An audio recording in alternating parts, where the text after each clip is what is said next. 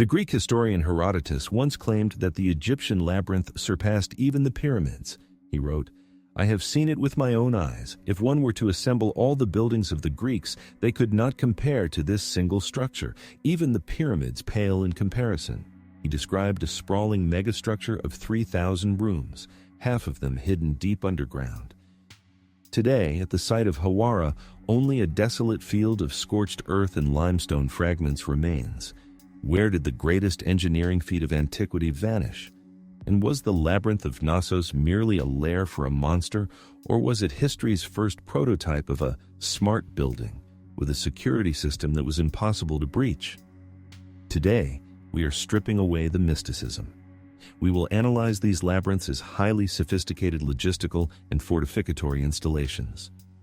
We will discover how ancient engineers used acoustics, light, and architectural disorientation to turn stone into an impenetrable shield for the world's most sacred artifacts. Before we start, drop a comment telling us where you are watching from and what time it is right now. We want to see how many countries this video reaches.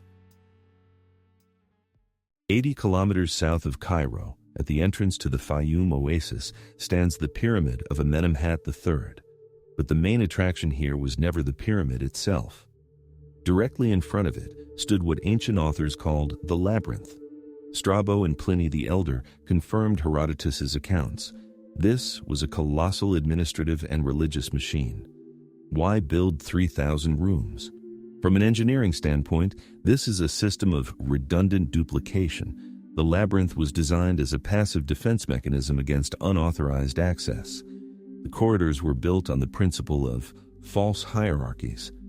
The main passages, which looked like the path to the treasury, actually led to dead ends or looped back on themselves. One of the primary challenges of such a scale was lighting.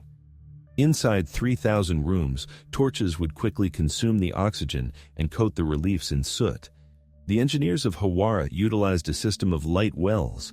Vertical shafts in the ceiling, lined with polished white limestone, acted as fiber optics. At certain hours, sunlight penetrated to the deepest levels. But for an intruder, this became a trap.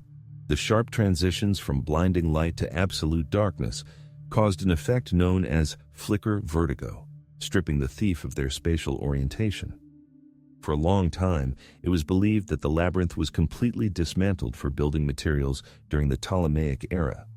However, in 2008, a joint Egyptian-Belgian expedition called Madaha conducted ground-penetrating radar surveys.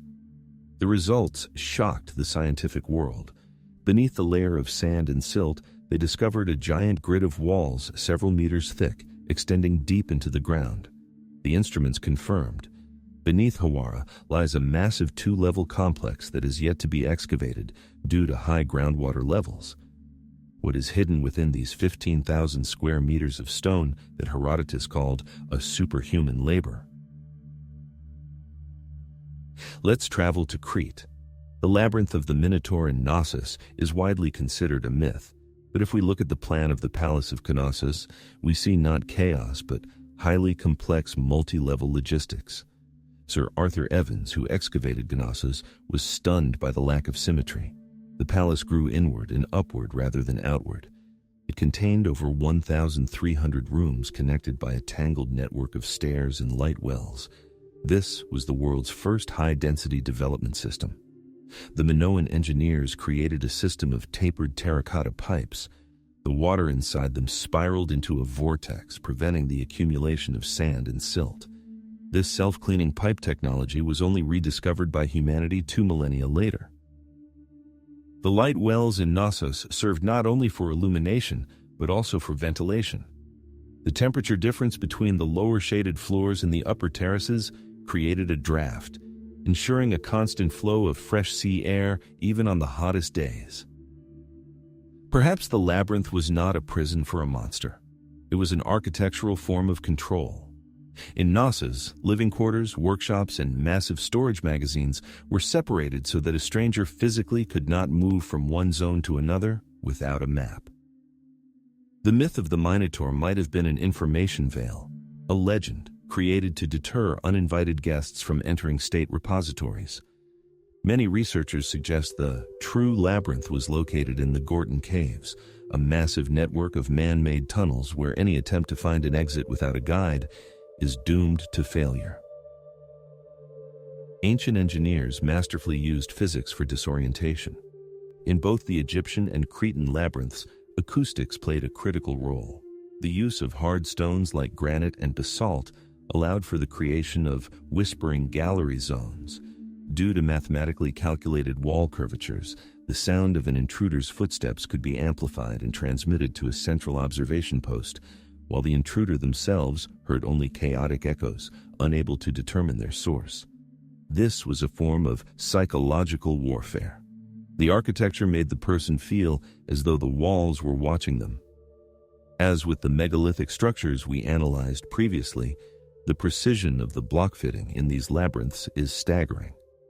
Pliny the Elder mentions revolving doors and mechanisms that emitted a thunderous noise when opened. These were not mere decorations, they were active elements of an early warning system. The engineering of the time allowed for the creation of hidden mechanisms made of multi-ton blocks that would block a passage forever if a breach was attempted. Every week we descend into the darkest corners of history to find answers. Subscribe to Ancient Enigma and turn on the bell. Why spend decades and the resources of entire empires on building labyrinths? The answer lies in what they were shielding. In Egypt, the labyrinth was not just a temple or a tomb, it was an archive. There is a theory that it housed the sacred records, the body of knowledge from a pre-cataclysmic world that the Egyptians considered their primary heritage. In Knossos, the labyrinth protected the economic core of the civilization. Unlike fortress walls, which can be breached by a ram, a labyrinth cannot be taken by storm. Its defense is mathematical. An enemy who enters ceases to be an army and turns into a group of disoriented individuals, stripped of leadership. Today, we build nuclear bunkers and data centers deep inside mountains. The ancients used the same principles, but instead of concrete and steel, they used geometry and psychology. There is evidence that some chambers in these labyrinths were tuned to a resonance frequency of 110 Hz. This frequency affects the prefrontal cortex of the brain, inducing feelings of anxiety and a loss of the sense of time. The Egyptian labyrinth at Hawara is essentially a horizontal bunker designed to survive for millennia. The labyrinths of Crete and Egypt are not the fantasies of poets, they are a triumph of ancient engineering. They prove that our ancestors understood the laws of optics, acoustics, and logistics, as well as any modern security specialist. Today, satellite archaeology and LiDAR allow us to see through the sand. We see that the myths were merely the packaging for reality. The labyrinth exists. It awaits its hour beneath the waters of Fayum and in the caves of Crete. If ground-penetrating radar confirms the existence of 3,000 rooms beneath Hawara, why is there no global effort to drain and excavate them? Is it a matter of budget, or are we simply not yet ready to see what is hidden at the center of this stone? Write your theories in the comments. I read every one of them. Thank you for watching until the end. This was Ancient Enigma. See you in the next mystery.